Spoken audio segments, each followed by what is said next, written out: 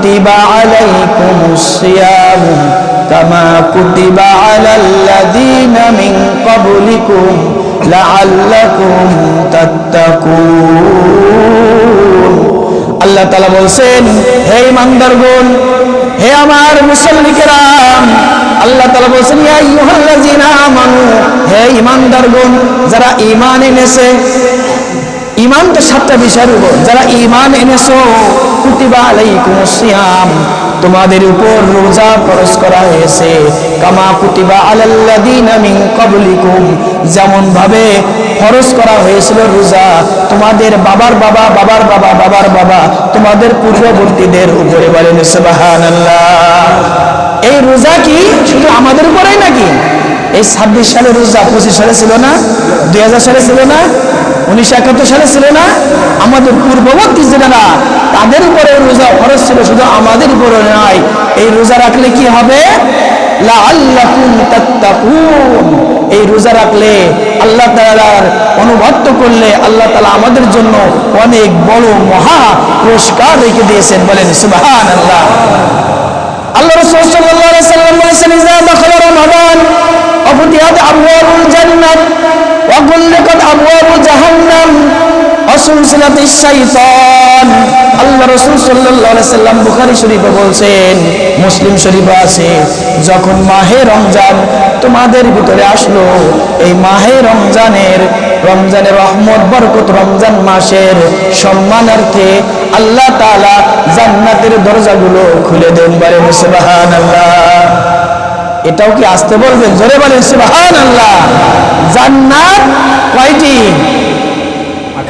8টি। কয়টি? 8টি। আর জাহান্নাম আছে 7টি।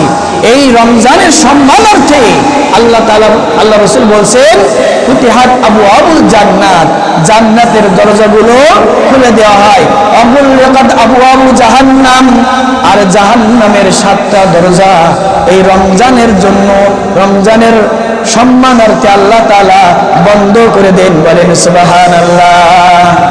শুধু তাই নয়, ওয়া সুলসিলাতিশ শাইতান, এই পাপিষ্ঠ শয়তান লিডার, এই লিডারকে, পাপিষ্ঠ শয়তানকে সাগরের ভিতরে আল্লাহ তাআলা কয়েদ করে রাখেন, শৃঙ্খলাবদ্ধ করে রাখেন, যাতে শয়তান তার বান্দা বান্দীদেরকে ধোঁকা দিতে না পারে রমজানের সম্মানার্থে। বলেন সুবহানাল্লাহ।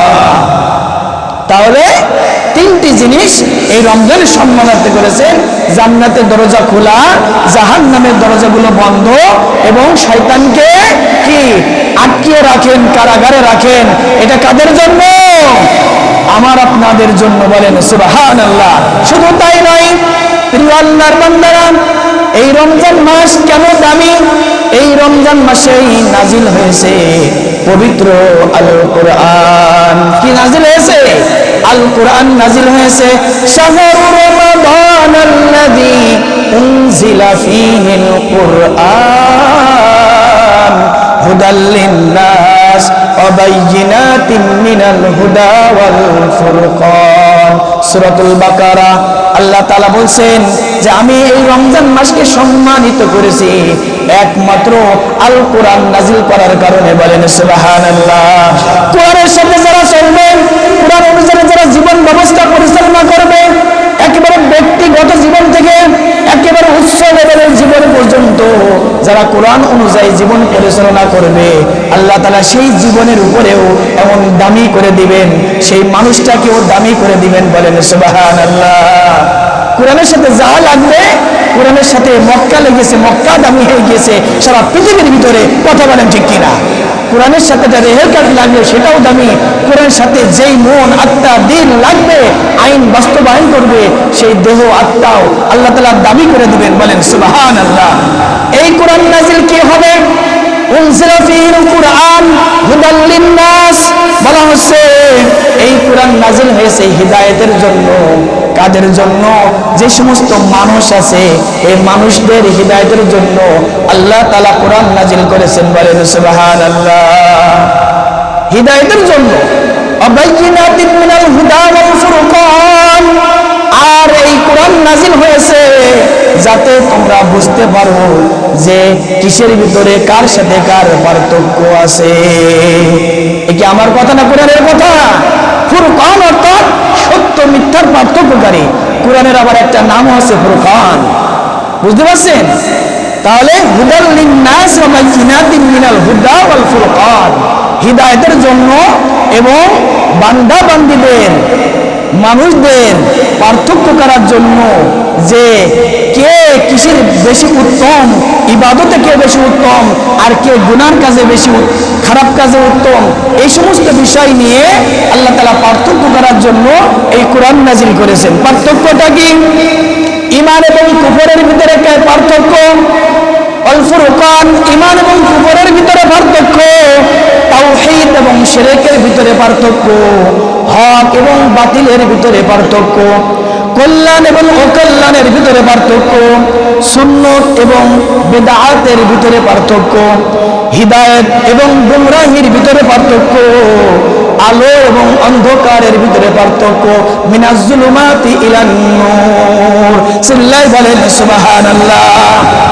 এই যে কোরআন একটা মানদণ্ড, একটা ধর্মগ্রন্থ নয়, এটা একটা সংবিধান।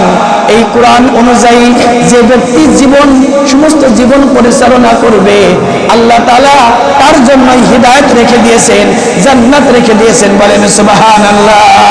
শুধু তাই নয়, ইনসাফ এবং জুলুমের বিষয়ে সমস্ত বিষয়ের পার্থক্যকারী আপনি কোরআন খুলে দেখুন যে এখানে কিসের পার্থক্য, কিভাবে সমাধান পাওয়া যায়। আর এই কোরআন নাজিল হয়েছে মাহে রমজানে, লাইলাতুল কদরে। বলেন সুবহানাল্লাহ। প্রিয় আল্লাহর বান্দারা, শাবান মাসের শেষ জুমায় আজ এই সামনে রমজানুল মুবারক, আমরা কিভাবে প্রস্তুতি নেব কয়েকটা বিষয় বলি। মাহে রমজানের যে প্রস্তুতিগুলো আছে তার ভিতরে কয়েকটা কথা ইনশাআল্লাহ বলে শেষ করব। দেখুন, এই রমজান মাসে আমরা রমজান মাস আসার আগে যে সময়টুকু আছে, এখনো তো 4-5 দিন সময় আছে নাকি? এই 4-5 দিন ভিতরে আমরা তওবা করব, ইস্তেগফার করব। গত রমজান থেকে এই রমজান পর্যন্ত কত গুনাহ আমি আপনি করেছি, কত আমার নামে মামলা হামলা সেই আল্লাহর কাছে আছে না? জিনার মামলা, ইফতিজিংয়ের মামলা, দিনার মামলা, নারীর মামলা, বিভিন্ন মামলা আল্লাহ তাআলার কাছে আছে। এর জন্য প্রস্তুতি স্বরূপ আমরা সবসময় ইস্তেগফার করব এবং নিয়ত করব, আল্লাহ এই কাজ গত রমজান থেকে এই রমজানে যা করেছি, আগামী রমজান পাইলে এইগুলো করব না। আল্লাহ তাআলা কবুল করুক। বলেন আমিন। দ্বিতীয় প্রস্তুতি, দেখুন কোরআন যে নাজিল হয়েছে এর ফজিলত মর্যাদা সম্পর্কে আমরা বেশি বেশি পড়ব। গত রমজান আমরা অনেকে আছি কোরআন পড়তে পারি নাই, এই কোরআন পড়ব, এর অর্থ সহ এবং নিয়ত করবো, মানে প্রস্তুতি নেব যে আমি রমজানে কি কি করতে পারি। এই রমজানে প্রস্তুতি নেব, আমরা বেশি বেশি কোরআন পড়বো, কোরআন বুঝবো, যাতে এই কোরআন পড়ার কারণে আল্লাহ তাআলা বলেছেন যে জান্নাতের দরজাগুলো খুলে দেওয়া হবে, এই রমজান তোমাদের গুনাহকে মাফ করে দেওয়া হবে, তোমাদের নফলকে ফরজের সমতুল্য করা হয়েছে। 1 টাকা দান করলে, একটা ইবাদত করলে 10টা নেকি, 70 নেকি, 700 নেকি ব্যবস্থা যিনি করেছেন তিনি কে? কথা বুঝতে পারছেন তো ইনশাআল্লাহ? এই যে কোরআন পড়া, কোরআন বোঝা, কোরআনের মর্যাদা অনুযায়ী আমরা প্রস্তুতি নিব যে সামনে রমজান মাসে আমরা কি করব। আল্লাহ তাআলা এটা করা তৌফিক দিন। বলেন আমিন। 3 নম্বর হচ্ছে ক্ষমা এবং সওয়াবের পাওয়ার লাভ। দেখুন আমরা কত গুনাহ কাজ করি আল্লাহ তাআলার কাছে, এবং সওয়াব, আমাদের তো সওয়াবের দরকার নাকি? দুনিয়ায় টাকা চলার ফেরার জন্য টাকার দরকার, কিন্তু আখিরাতের জন্য সওয়াবের দরকার। আমরা এই যে ক্ষমা, বেশি বেশি ক্ষমা চাবো এবং আল্লাহ তাআলার কাছে যে আমলগুলো করলে বেশি মার্জনীয়, সেই আমলগুলো করলে বেশি বেশি সওয়াব অর্জন করব। কারণ রমজান মাসে একটা ইবাদত 70 থেকে 700 নেকি যিনি দিয়েছেন তিনি কে? আল্লাহ তাআলা। এই হচ্ছে 3 নম্বর। দেখুন 3 নম্বর আরো আছে, আমাদের নবী 2য় হিজরিতে রোজা ফরজ হয়েছে, তারপরে আল্লাহ রাসূল প্রায় 6-7টা রমজান পেয়েছেন। সাহাবা কেরামরা কেউ 2-1টা রমজান পেয়েছেন, জিহাদে মারা গিয়েছেন। আমরা অনেকেই আছি যে 40 বছরে 40টা রমজান পেয়েছি, এখনো পরিপূর্ণ ক্ষমা আল্লাহর কাছে চাইতে পারিনি। 100 বছর হয়ে গিয়েছে, দাঁড়িয়ে গিয়েছে, ক্ষমা চাইতে পারিনি। একটা সুবর্ণ সুযোগ আসছে, আমরা এই সুযোগকে কাজে লাগাবো, বলেন আমিন। 4 নম্বরে আছে কাজা রোজাগুলো আদায় করব। পিছনে যে কাজা রোজাগুলো আছে মা বোনদেরকেও বলবেন তারা যেন কাজা রোজাগুলো এই কয়েকদিনের ভিতরে আদায় করে নেয়, আল্লাহ তাআলা তৌফিক দিন, বলেন আমিন। 5ম হচ্ছে আল্লাহ তাআলা সকলকে সাধারণ ক্ষমা করে দেন মাহে রমজানে, কিন্তু 2জন ব্যক্তি মুশরিক আর মুশাহিন, অর্থাৎ হিংসুক এবং মুশরিককে আল্লাহ তাআলা ক্ষমা করেন না।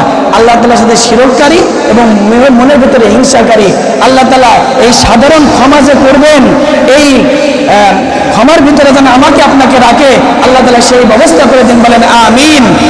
6ত রমজানের মাসআলা মাসাইল সম্পর্কে আমাকে আপনাকে জানা, কোন কাজ করলে রোজা ভেঙে যাবে, কোনটা সুন্নাত, কোনটা নফল, কোনটা মুস্তাহাব, বুঝতে পারছেন তো?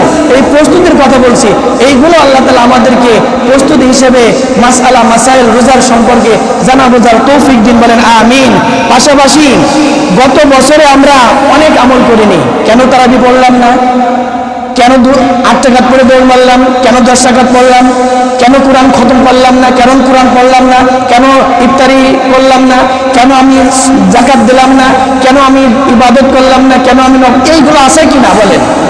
এইগুলো আমরা ভুলে যেয়ে যে আল্লাহ গত বছর যা হয়েছে, গত 70 বছর 10 বছর যা হয়েছে, আল্লাহ এই বছর থেকে সামনে রমজান থেকে আল্লাহ এই তারাবি ছাড়বো না, সদকা ছাড়বো না, কোরআন তেলাওয়াত ছাড়বো না, রোজা যা কিছু আছে সমস্ত ইবাদত আমি আপনি ভালোভাবে করব, এই নিয়ত এই প্রস্তুতি করি, বলেন আমিন।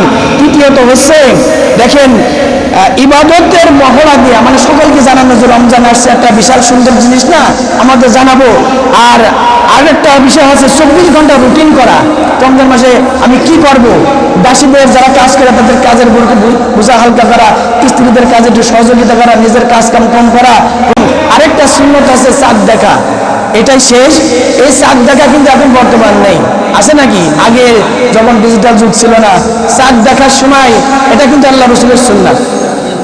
আমরা এখন টিভিতে দেখি যে ওই যে কমিটি আছে, কমিটির সিদ্ধান্ত যায় না, তাই আমরা চাঁদ দেখার পরে দোয়া করব, আল্লাহুম্মা আহিল্লাহু আলাইনা বিল ইমনি ওয়াল ঈমানি ওয়াস সালামাতি ওয়াল ইসলামি রাব্বি রাব্বুকাল্লাহ। হে আল্লাহ, এই যে চাঁদ উঠেছে, এই চাঁদটা আমাদেরকে ন্যায়পরায়ণতা ভালোবাসার জন্য উদিত করে, বলেন আমিন।